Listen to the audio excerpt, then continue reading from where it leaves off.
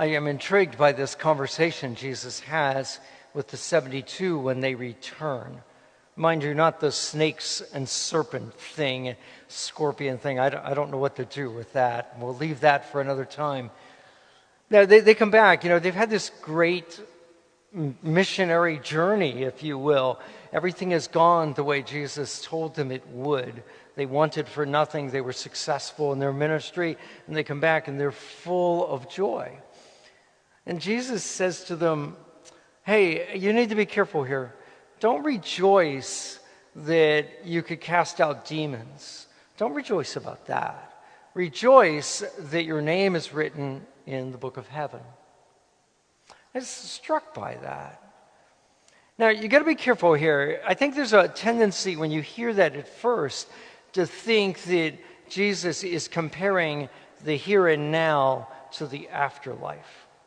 In other words, he's saying, don't rejoice about the good things now. You should be concentrating on heaven.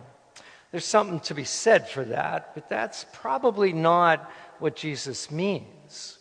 When Jesus talks about the kingdom of God, the kingdom of heaven, when he talks about life, that concept in Jesus' day was not only about heaven.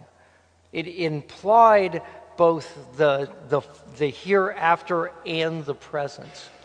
So, you caught it in the gospel reading. Jesus uses the phrase, the kingdom of God is at hand. So there's always a present dimension to this and a future dimension. So when Jesus said, I came that they might have life and have it abundantly, Jesus isn't just saying, I came that you could all go to heaven. Yes, we can.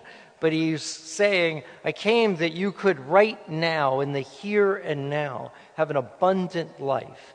And yes, that just will continue right into heaven.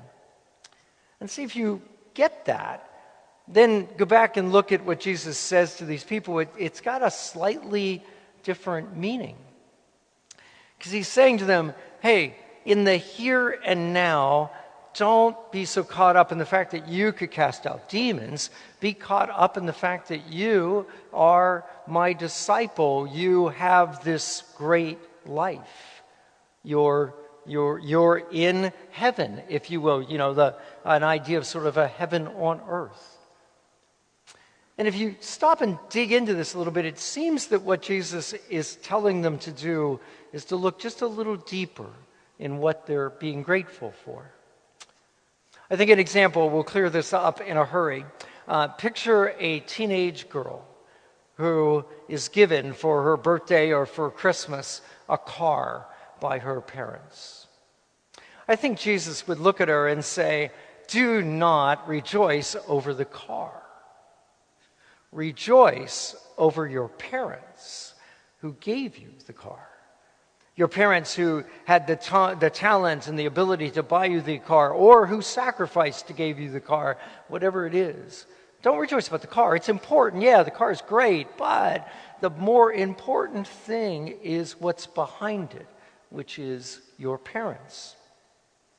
Or take here in the parish on a Monday morning, not tomorrow because of the holiday, but typically on a Monday morning, some wonderful people gather in the office and they count the collections and stuff like that. And then late in the morning, I end up with a spreadsheet which tells us, the numbers, if you will.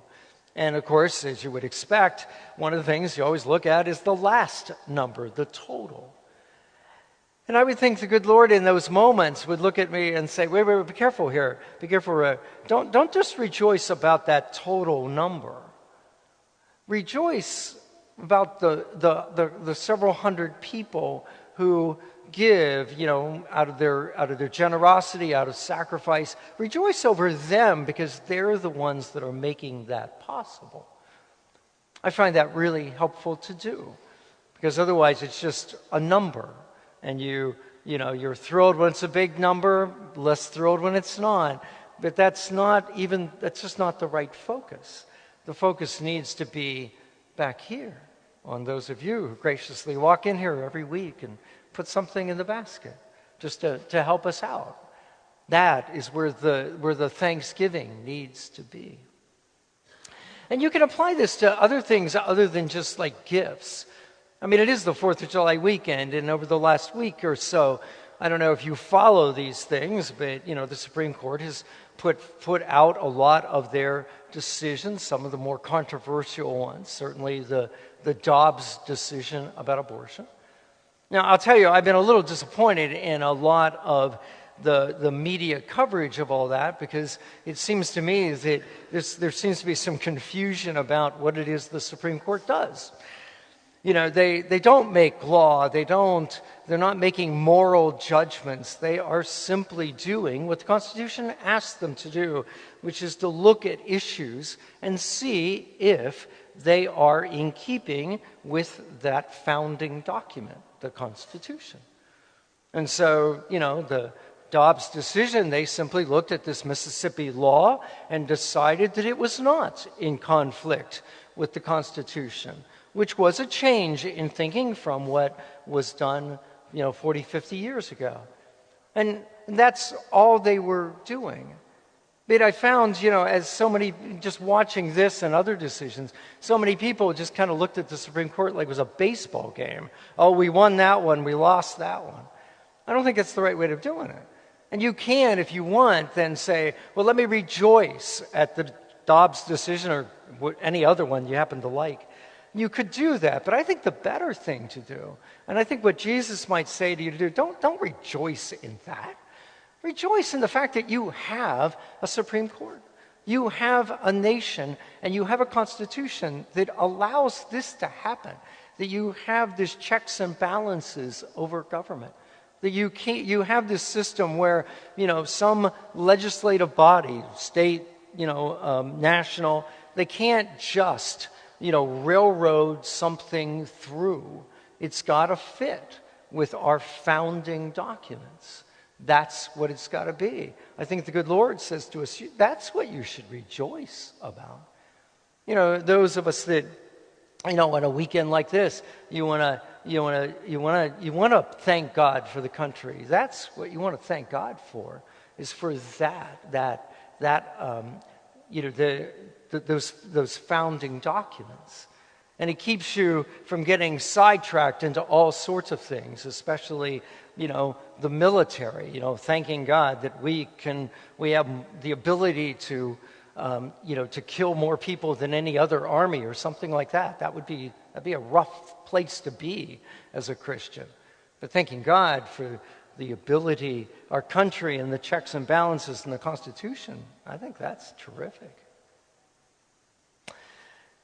There is an interesting application to this, I should point out to you.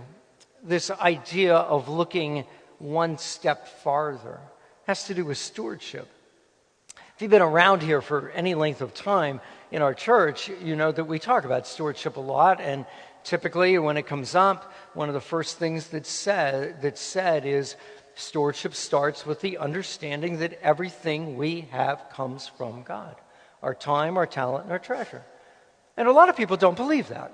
A lot of people, they get caught up in the idea of, well, wait. I was the one that went to work. I was the one that worked the 80 hours these 2 weeks. That paycheck is mine. Or I went to school to get trained so that I could make the money that I make because of my skill. And so that's where their rejoicing is. They're grateful for that. But Jesus encourages us to look one step beyond and to realize that I get the paycheck. Yeah, I put the work in, but I've got the talent and the ability. That comes from God. Perhaps even the job comes from God. Many of us have stories where jobs we got seem to sort of come through divine providence. Same thing with our talents. You could say, 8-10 years of practicing the piano, this talent is mine. But God would say, no, give thanks to the fact that you were able to put in all that time. Give thanks to your teachers. But rejoice that you had the ability, because not everybody has that talent. Because once you get there, once you can get out of you and get back to God, and you can say, I need to rejoice, and I need to be grateful. I need to realize all this stuff comes from God. Well, then stewardship is much easier, because then it's just a question of saying, how do I take care of all this stuff that God has given me? I can play the piano. It's a wonderful gift. What's the best use of that gift? And it may just be that you play for others in some setting. You get an opportunity. They want you to come to a nursing home and play the piano once a month, and you do. And that would be your use of that gift. It'd be a good use of it. Not the only one, of course, but one.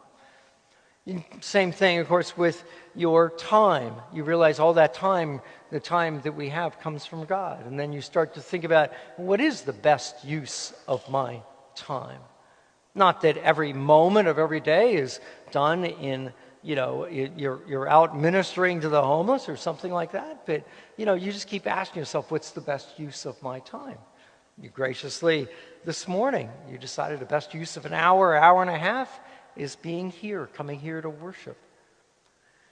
So I think Jesus is on to something here when he tells them this. That we need to be careful not to just stop too soon in our rejoicing or in our thanksgiving. We need to just look a little bit beyond that. Because almost inevitably, I think what you find as you look beyond it is you find God. And isn't that what we want to do? We want to live our lives being aware of all that God does for us. God was the one that gave them the power to cast out demons, to have that great mission experience. God is what empowers us to do what he asks us to do and gives us his blessings in so many ways. We just need to be aware that all of that comes from God.